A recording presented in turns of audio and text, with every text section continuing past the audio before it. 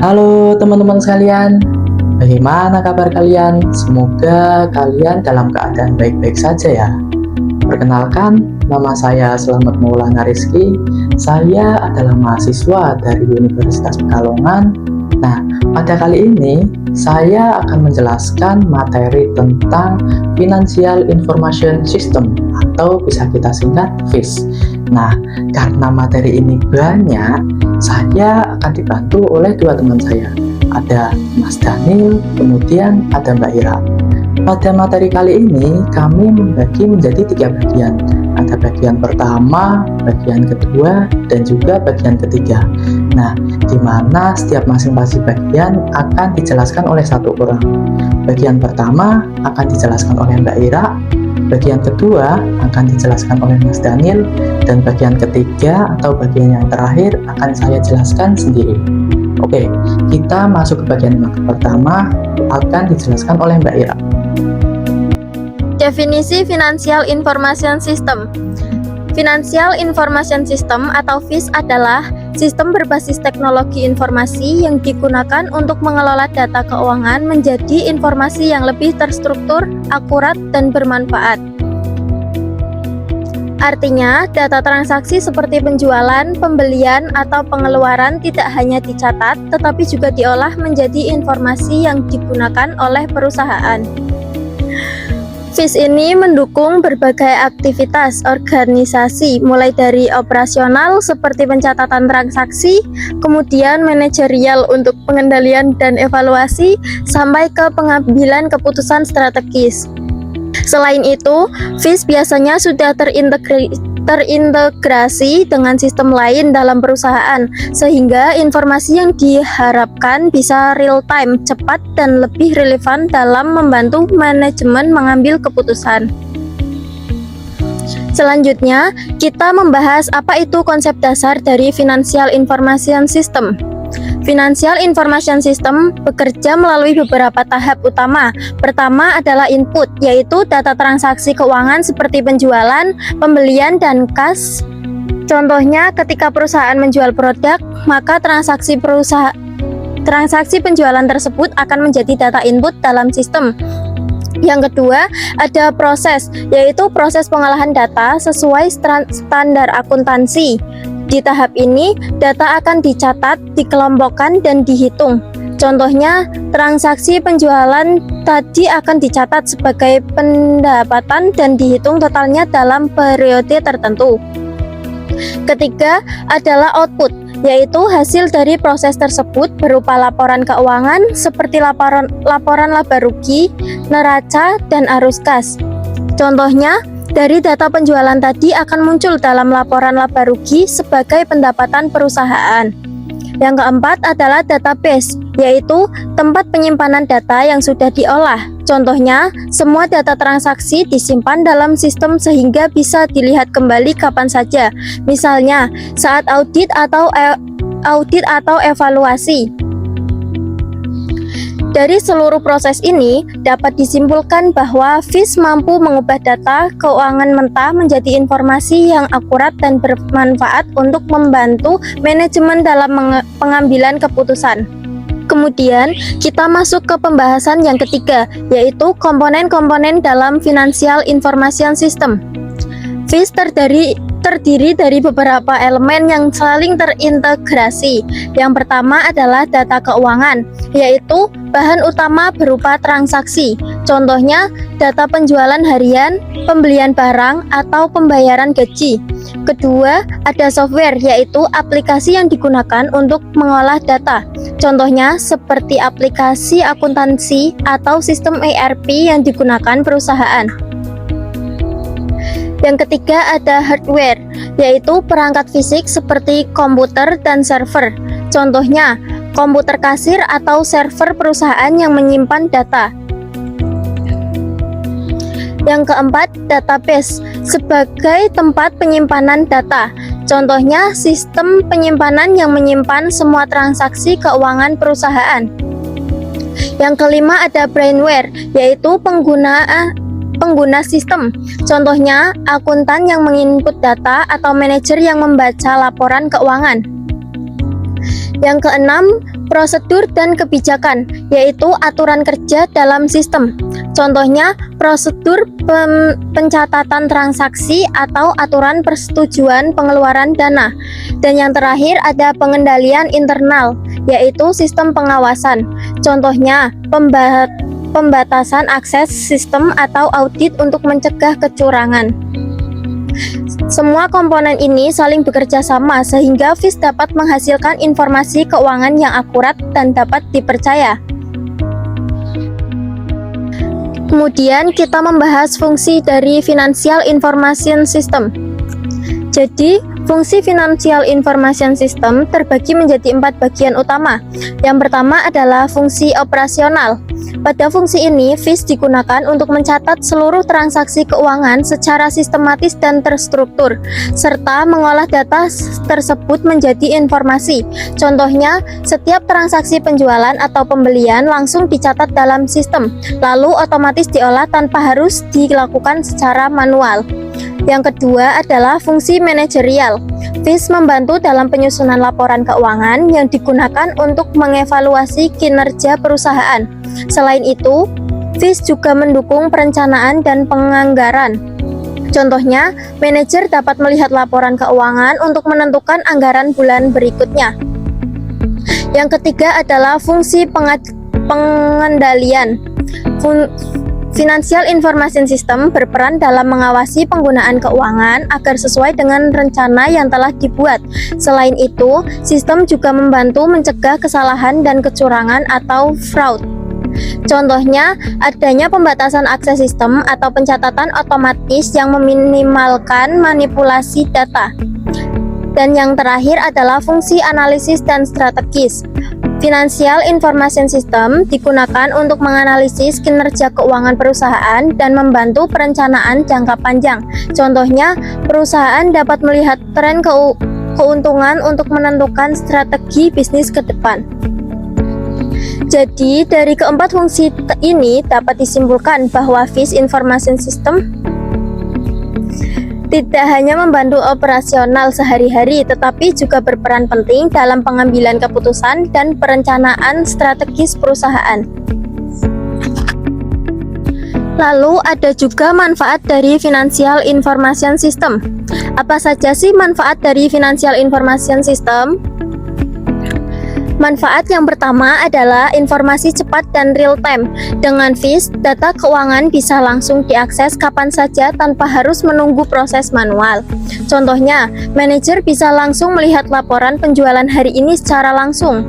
Kedua, data lebih akurat. Karena sistem sudah terkomputerisasi, kesalahan dalam pencatatan bisa diminimalkan dibandingkan cara manual. Yang ketiga, mengurangi human error. FIS membantu mengurangi kesalahan perhitungan atau pencatatan yang biasanya sering terjadi jika dilakukan secara manual. Yang keempat, meningkatkan efisiensi dan efektivitas kerja. Proses yang sebenarnya memakan waktu lama bisa dilakukan lebih cepat, sehingga pekerjaan menjadi lebih ringan dan produktif. Kelima, mempermudah pengawasan keuangan. Sistem transaksi tercatat dengan jelas, sehingga manajemen bisa lebih mudah mengontrol penggunaan dana. Keenam, meningkatkan transparansi dan akuntabilitas. Data tersimpan dengan rapi dan bisa ditelusuri kembali, sehingga meningkatkan kepercayaan, baik dari pihak internal maupun eksternal. Dan yang terakhir ada mendukung perencanaan strategis. Informasi yang dihasilkan FIS dapat digunakan untuk merencanakan langkah bisnis ke depan, seperti menentukan anggaran atau strategi investasi. Jadi, secara keseluruhan, FIS membantu perusahaan bekerja lebih cepat, lebih akurat, dan lebih terarah dalam mengambil keputusan. Selanjutnya, kita masuk ke bagian jenis-jenis Financial Information System. Dalam sistem informasi keuangan, terdapat beberapa jenis sistem yang masing-masing memiliki fungsi yang berbeda, tetapi saling berkaitan dalam mendukung pengelolaan keuangan perusahaan. Yang pertama adalah sistem akuntansi keuangan.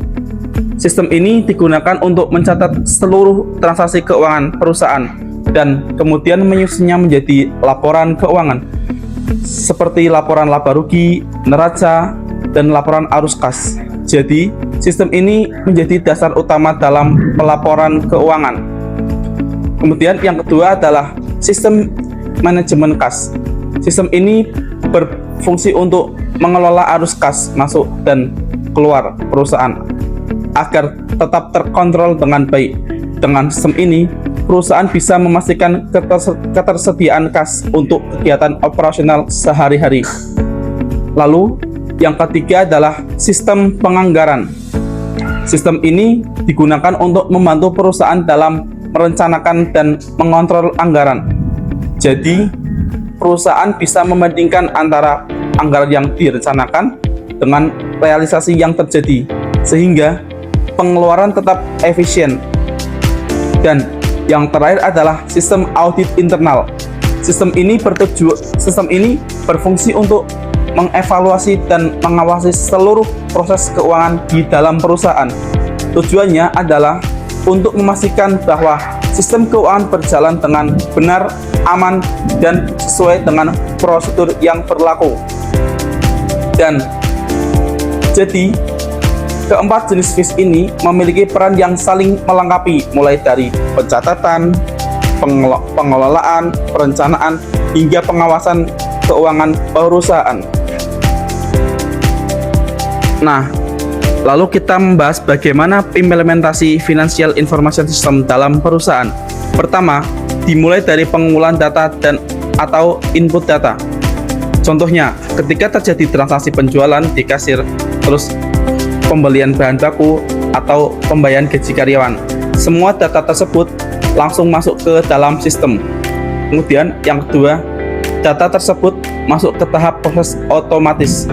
Di sini, sistem akan mengolah data sesuai standar akuntansi. Misalnya, transaksi penjualan otomatis dicatat sebagai pendapatan, lalu sistem juga menghitung total pemasukan secara langsung tanpa perlu perhitungan manual. Ketiga, data yang sudah diproses akan disimpan dalam database terpusat. Contohnya, semua data transaksi tersimpan dalam server atau cloud perusahaan, sehingga bisa diakses kembali kapan saja, misalnya saat audit atau analisis keuangan. Lalu keempat, sistem menghasilkan output informasi berupa laporan keuangan. Contohnya, laporan laba rugi yang menunjukkan keuntungan perusahaan atau laporan arus kas untuk melihat aliran uang masuk dan keluar. Terakhir, semua proses yang berjalan dalam integrasi sistem, artinya data dari bagian penjualan, gudang, dan keuangan saling terhubung. Contohnya, saat barang terjual, stok di gudang otomatis berkurang dan laporan keuangan langsung terupdate. Jadi, implementasi FIS ini membuat seluruh proses keuangan menjadi lebih cepat, akurat, dan saling terhubung antar bagian dalam perusahaan. Kemudian, pada bagian ini kita akan melihat bagaimana Financial Information System diterapkan secara nyata di beberapa perusahaan besar, serta manfaat apa yang mereka dapatkan. Pertama, pada PT Unilever Indonesia, perusahaan ini menggunakan sistem ERP seperti SAP yang mengintegrasikan berbagai fungsi bisnis, mulai dari keuangan, produksi, distribusi, hingga persediaan. Dalam praktiknya, setiap transaksi seperti produksi barang, penjualan, hingga distribusi akan langsung tercatat secara otomatis dalam sistem. Data tersebut kemudian diolah dan menghasilkan laporan keuangan secara real time. Manfaat yang diperoleh sangat besar, yaitu meningkatnya efisiensi operasional karena proses sudah terotomatisasi. Data menjadi lebih akurat serta memudahkan manajemen dalam melakukan pengendalian dan perencanaan anggaran. Selain itu, integrasi sistem juga membuat pengambilan keputusan menjadi lebih cepat dan tepat. Kemudian kita membahas kelebihan dan kekurangan dari Financial Information System. Pertama, dari sisi kelebihan, FIS mampu mempercepat proses pengolahan data karena sudah dilakukan secara otomatis oleh sistem, sehingga pekerjaan menjadi lebih efisien. Selain itu, data yang dihasilkan juga lebih akurat dan meminimalkan kesalahan manusia atau human error. FIS juga membantu meningkatkan efisiensi operasional karena proses yang sebelumnya manual menjadi lebih terstruktur dan integrasi. Selain itu, informasi yang dihasilkan dapat digunakan sebagai dasar dalam pengambilan keputusan, sehingga keputusan yang diambil lebih tepat dan berbasis data. Tidak hanya itu, FIS juga memudahkan pengawasan keuangan karena seluruh transaksi tercatat secara sistematis. Hal ini berdampak pada meningkatnya transparansi dan akuntabilitas dalam perusahaan. Namun, di balik kelebihan tersebut, FIS juga memiliki beberapa kekurangan atau kendala. Salah satunya adalah biaya implementasi yang cukup tinggi, terutama jika menggunakan sistem besar seperti ERP. Kemudian, FIS memiliki ketergantungan yang tinggi terhadap teknologi. Jika terjadi gangguan sistem, maka aktivitas operasional juga bisa terganggu. Selain itu, terdapat risiko keamanan data seperti kebocoran atau serangan cyber jika sistem tidak dikelola dengan baik. FIS juga membutuhkan sumber daya manusia yang kompeten karena tidak semua karyawan langsung bisa mengoperasikan sistem dengan baik. Proses adaptasi terhadap sistem baru juga sering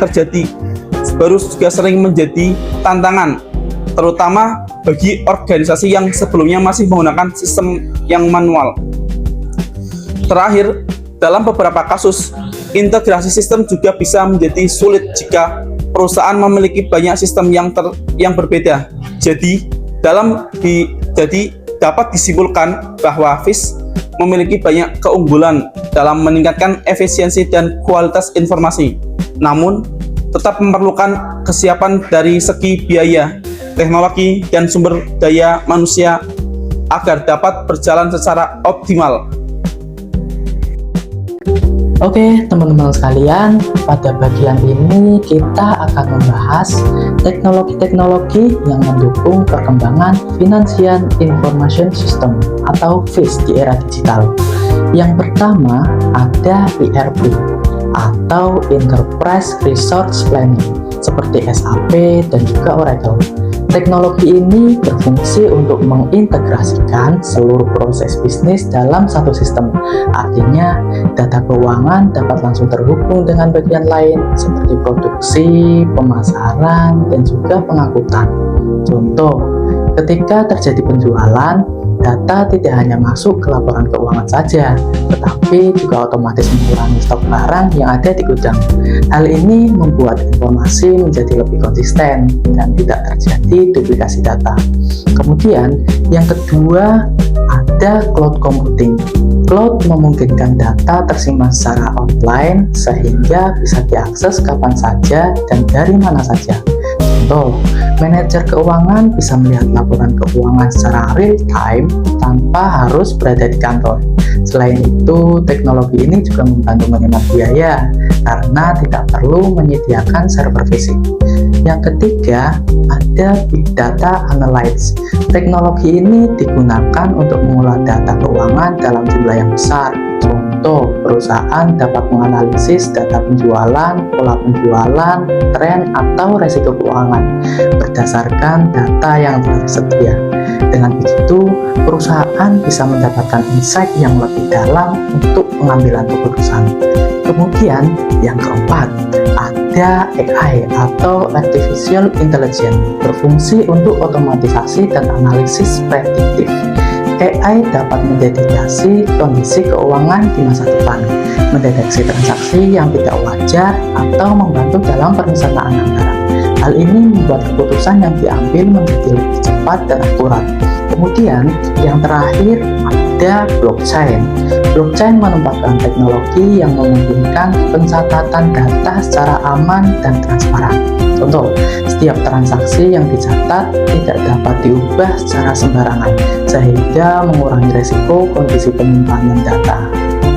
Nah, Jadi, dapat disimpulkan bahwa teknologi ini membuat FIS menjadi semakin canggih karena mampu meningkatkan kecepatan, akurasi, keamanan, serta kualitas informasi keuangan dalam perusahaan. Kemudian, kita akan membahas tentang penggunaan Financial Information System dalam organisasi. Secara umum, FIS tidak hanya digunakan untuk mencatat transaksi keuangan saja, tetapi mendukung berbagai aktivitas penting yang berkaitan dengan pengelolaan dan pengambilan keputusan keuangan. Yang pertama, dalam manajemen keuangan, FIS digunakan untuk mengelola arus kas, pendapatan, dan pengeluaran secara keseluruhan, sehingga kondisi keuangan perusahaan dapat terpantau dengan lebih jelas. Kedua, dalam pengambilan keputusan investasi, FIS menyediakan informasi keuangan yang digunakan untuk menilai apakah suatu investasi itu layak digunakan atau tidak, serta membantu menentukan strategi bisnis ke depan. Kemudian yang ketiga, dalam pengendalian biaya, FIS membantu perusahaan mengendalikan pengeluaran agar tetap sesuai dengan anggaran yang sudah direncanakan, sehingga dapat menghindari dari pemborosan. Kemudian yang keempat, dalam perencanaan pajak, FIS menyediakan data yang akurat, serta penghitungan dan pelaporan pajak sesuai dengan peraturan yang berlaku. Dan terakhir, dalam pelaporan kepada pemangku kepentingan, FIS digunakan untuk menyajikan laporan keuangan kepada pihak-pihak terkait seperti manajemen, investor, maupun pemerintah, sehingga tercipta transaksi dan akuntabilitas. Jadi, bisa disimpulkan bahwa FIS digunakan hampir di seluruh aktivitas keuangan perusahaan, baik untuk operasional, manajerial, maupun strategis. Selanjutnya, kita akan membahas tentang pendekatan dalam sistem informasi keuangan atau FIS. Yang pertama, pendekatan tradisional.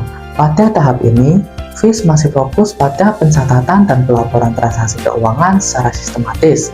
Jadi, fungsi masih dasar seperti mencatat pemasukan dan juga pengeluaran. Lalu, menyusun laporan keuangan biasanya masih banyak dilakukan secara manual atau belum terintegrasi. Kemudian yang kedua ada pendekatan sistem. Pada pendekatan ini, FIS mulai dianggap sebagai satu keseluruhan yang terintegrasi. Artinya data keuangan tidak berdiri sendiri, tetapi terhubung dengan bagian lain seperti penjualan dan produksi. Hal ini membuat informasi yang dihasilkan menjadi lebih lengkap dan akurat.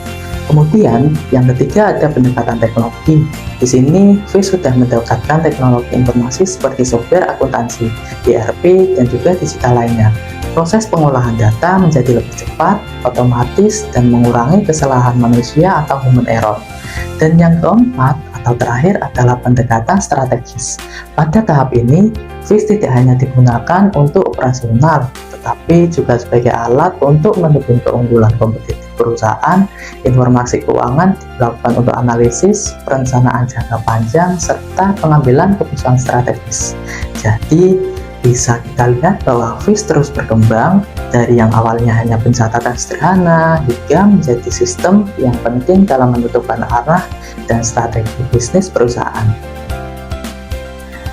Oke, teman-teman sekalian, berdasarkan seluruh pembahasan yang telah kami sampaikan, dapat disimpulkan bahwa FIS merupakan sistem yang sangat penting dalam pengelolaan keuangan di era modern.